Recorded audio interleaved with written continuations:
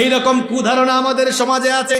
অনুমান নির্ভর কথাবার্তা বললে পাপ হয়। ছোট্ট একটা ঘটনা আমার মনে পড়ে গেল, ঘটনাটাকে আমি বলবো। ইফকের ঘটনা, এটা ছিল অনুমান নির্ভর ঘটনা। নবী করিম সাল্লাল্লাহু আলাইহি ওয়াসাল্লাম যখন জিহাদে যেতেন, যুদ্ধে যেতেন, আল্লাহর নবী তখন লটারি করে তার যে কোনো স্ত্রীকে যুদ্ধের ময়দানে তিনি নিয়ে যেতেন। 6 হিজরিতে বনি মুস্তালিকের যুদ্ধ সংগঠিত হয়েছিল। বনি মুস্তালিকের যুদ্ধ থেকে নবীজি যখন ফিরে আসতেছিলেন, বনি মুস্তালিকের যুদ্ধে নবীজির সঙ্গে নবীজির প্রিয়তমা স্ত্রী আমাদের মা আম্মা জান আয়েশা রাদিয়াল্লাহু আনহা গিয়েছিলেন। বনি মুস্তালিক যুদ্ধ থেকে ফেরার পথে, বনি মুস্তালিক যুদ্ধ থেকে ফেরার পথে নবী করিম সাল্লাল্লাহু আলাইহি ওয়াসাল্লাম তিনি সন্ধ্যাবেলায় এক জায়গায় যাত্রা বিরতির ঘোষণা দিলেন। কাফেলাকে বললেন, আমরা ভোর রাত পর্যন্ত এখানে অবস্থান করব, সবাই অবস্থান নাও। সবাই বিশ্রাম করছেন, আরাম করছেন। ভোর রাতে ঘোষণা দেওয়া হলো, কিছুক্ষণের মধ্যে আমরা এই জায়গাটা ত্যাগ করব, সবাই প্রস্তুতি নাও। আম্মা জান আয়েশা রাদিয়াল্লাহু আনহা তিনি তখন প্রাকৃতিক প্রয়োজন সারার জন্য একটু দূরে জঙ্গলে গেলেন, কিন্তু দুর্ভাগ্যক্রমে সেখানে যাওয়ার পরে তার গলার হার হারিয়ে গিয়েছিল। গলার হার তিনি খুঁজতে লাগলেন। গলার হার খুঁজতে খুঁজতে দেরি হয়ে গেল, গলার হার তিনি খুঁজে পেলেন। এরপরে তিনি যখন কাফেলা যেখানে অবস্থান নিয়েছিল সেখানে যখন আসলেন, এসে দেখলেন কাফেলা চলে গিয়েছে। কারণ তিনি যে উটের বাহনে সওয়ার হয়েছিলেন, সেই উটের বাহনে সেই উটের পিঠের উপরে পর্দা করা একটা আসন ছিল। এখন তার উট যিনি পরিচালনা করছিলেন তিনি ভেবেছেন আম্মা জান আয়েশা রাদিয়াল্লাহু আনহা হয়তো সেখানে আছেন, কারণ তিনি তখন অত্যন্ত পাতলা ছিলেন। মনে করেছিলেন তিনি মনে হয় পর্দার ভেতরেই আছেন। সবাই রওনা দিয়ে চলে গিয়েছেন। আম্মা জান আয়েশা রাদিয়াল্লাহু আনহা এসে দেখলেন কাফেলাতে কেউ নাই, সবাই চলে গিয়েছে। তিনি অত্যন্ত বুদ্ধিমতী বিচক্ষণ নারী ছিলেন। মনে মনে ভাবতেন, আমি যদি এখন কাফেলাকে তালাশ করা আরম্ভ করি, কাফেলার তালাশে যদি আমি এখন বের হয়ে যাই, তাহলে দেখা যাবে তারা যদি আমাকে এখানে খুঁজে না পায়, আমিও তাদেরকে পাবো না, তারাও আমাকে পাবো না, আমি হারিয়ে যাব। তার চাইতে বরং আমি এখানেই থাকি, যখন তারা আমাকে পাবে না তখন খুঁজতে খুঁজতে এখানে আসবে। অপেক্ষা করতে করতে তিনি এক পর্যায়ে ঘুমিয়ে গিয়েছিলেন। নবী করিম সাল্লাল্লাহু আলাইহি ওয়াসাল্লাম সাফওয়ান বিন মুআত্তাল রাদিয়াল্লাহু আনহুকে দায়িত্ব দিয়েছিলেন, তিনি যেন সব সময় সবার শেষে আসেন, যাতে করে কেউ কিছু রেখে গেলে তিনি যেন সেটা নিয়ে আসেন। সাফওয়ান বিন মুআত্তাল রাদিয়াল্লাহু আনহু কাফেলার পেছনে থেকে গিয়েছিলেন। তিনি এসে দেখলেন কে জানি এখানে চাদর মুড়ি দিয়ে শুয়ে আছে। কাছে এসে তিনি চিন্তা করলেন, হয়তো এটা উম্মুল মুমিনিন আয়েশা রাদিয়াল্লাহু আনহা হতে পারেন, কারণ পর্দার বিধান নাজিল হওয়ার আগে তিনি আম্মা জান আয়েশা রাদিয়াল্লাহু আনহাকে দেখেছিলেন। তিনি অনুমান করছিলেন এটা মনে হয় আম্মা জান আয়েশা রাদিয়াল্লাহু আনহা। তিনি বললেন, এটা তো আমাদের রাসূলের বিবি মনে হচ্ছে। আম্মা জান আয়েশা রাদিয়াল্লাহু আনহা ঘুম থেকে জেগে উঠলেন, বললেন হ্যাঁ, পরিচয় দিলেন। তখন সাফওয়ান বিন মুআত্তাল রাদিয়াল্লাহু আনহু বললেন, ইন্না লিল্লাহি ওয়া ইন্না ইলাইহি রাজিউন। কি ব্যাপার, আপনি এখানে কেন? তিনি ঘটনা শোনালেন। তারপরে সাফওয়ান বিন মুআত্তাল রাদিয়াল্লাহু আনহু বললেন, অসুবিধা নাই, আপনি আমার উটের পিঠে উঠেন। উটের পিঠে আম্মা জান আয়েশা রাদিয়াল্লাহু আনহা উঠলেন। তারপরে তারা রওনা দিলেন। রওনা দিয়ে তারা যখন কাফেলার কাছে পৌঁছে গেলেন, আমিরুল মুনাফিকুন, মুনাফিকদের আমির, মুনাফিকদের সর্দার আব্দুল্লাহ বিন উবাই বিন সুলুল তখন আম্মা জান আয়েশা রাদিয়াল্লাহু আনহার ব্যাপারে অপবাদ দিয়ে দিল। বলল, বুঝতে পেরেছি নবীজির স্ত্রী, তিনি সবার পেছনে থেকে গিয়েছেন, লুকিয়ে থেকেছেন। আর সাফওয়ান বিন মুআত্তালের সঙ্গে জড়িয়ে আম্মা জান আয়েশা রাদিয়াল্লাহু আনহার চরিত্রের মধ্যে অপবাদ দিয়ে দিল। নাউজুবিল্লাহ। শুনতেছেন আপনারা? খুব সুন্দর ঘটনা, শিক্ষণীয়। তার সঙ্গে সঙ্গে আরো কয়েকজন তাল দিল। এই ঘটনাটাকে তারা সব জায়গায় ছড়িয়ে দিল। আব্দুল্লাহ বিন উবাই বিন সুলুলের সাথে হাসান বিন সাবিত, মিসতাহ ইবনে আসাসা, হামনা বিনতে জাহাশ, এই কয়েকজন এই ঘটনাটিকে সব জায়গায় ছড়িয়ে দিল। সব জায়গায় আম্মা জান আয়েশা রাদিয়াল্লাহু আনহার ব্যাপারে অপবাদ রটিয়ে গেল। নবীজি এটা শুনলেন, শুনে বড় কষ্ট পেলেন।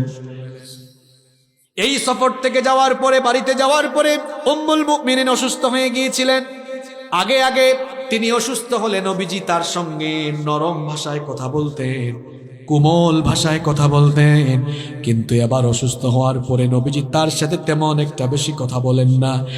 তিনি কষ্ট পেলেন, নবীজির কাছ থেকে ছুটি নিয়ে বাপের বাড়িতে চলে গেলেন। তখনও তিনি এই ঘটনার ব্যাপারে কিছু জানতেন না। কিছুদিন পরে তিনি একদিন রাতের বেলা প্রাকৃতিক প্রয়োজন সারবার জন্য বের হলেন। মিস্তা ইবনে আসাসা এর মা আম্মাজান আয়েশা রাদিয়াল্লাহু আনহাকে সব ঘটনা বললেন। এই ঘটনা শোনার পরে আম্মাজান আয়েশা রাদিয়াল্লাহু আনহা এত বেশি কান্না করলেন, আসমান যেন তার মাথার উপরে ভেঙে পড়ার উপক্রম হয়ে গেল। আম্মাজান আয়েশা রাদিয়াল্লাহু আনহা কান্না করতে করতে তিনি পেরেশান হয়ে গেলেন। একদিন আর 2 দিন নয়, 1 মাস এভাবে চলে গেল। নবীজি ঠিক মতো তার সঙ্গে কথা বলেন না। আম্মাজান আয়েশা রাদিয়াল্লাহু আনহার ব্যাপারে অপবাদ চতুর্দিকে ছড়িয়ে গেল। শেষ পর্যন্ত আল্লাহ বরদাস্ত করলেন না। আম্মাজান আয়েশা রাদিয়াল্লাহু আনহার পবিত্রতার পক্ষে এবং সেই সকল মুনাফিকদের বিরুদ্ধে আল্লাহ সূরা নূরের মধ্যে 10টা আয়াত আল্লাহ আম্মাজানের জন্য নাজিল করে দিলেন। এই যে আম্মাজান আয়েশা রাদিয়াল্লাহু আনহার ব্যাপারে মুনাফিকরা অপবাদ রটালো, জেনে শুনে রটালো নাকি অনুমান করে রটালো? আরো জোরে বলেন, অনুমান করে না জেনে শুনে? খবরদার, এরকম অনুমান করে কথাবার্তা বলা যাবে না, নিষেধ করেছেন কে?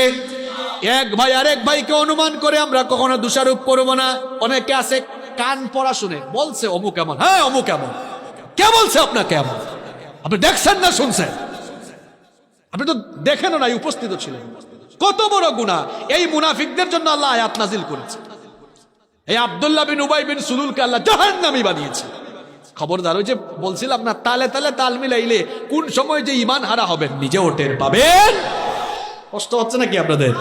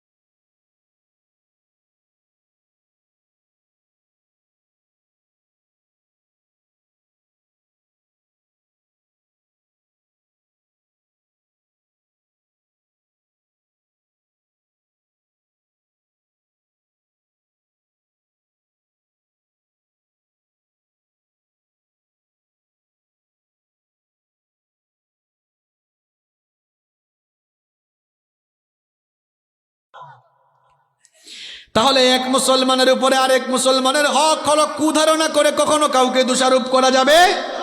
8 নাম্বার হলো এক মুসলমান কখনো আরেক মুসলমানের গোপন জিনিস তালাশ করবে, ছিত্রান্বেষণ করবে না। অনেকে আছে মানুষের গোপন বিষয়গুলো তালাশ করে, দোষ ত্রুটি তালাশে লিপ্ত, নিজের বগলের গন্ধ খুঁজে না, শুধু মানুষের বগলের গন্ধ খুঁজে বেড়ায়।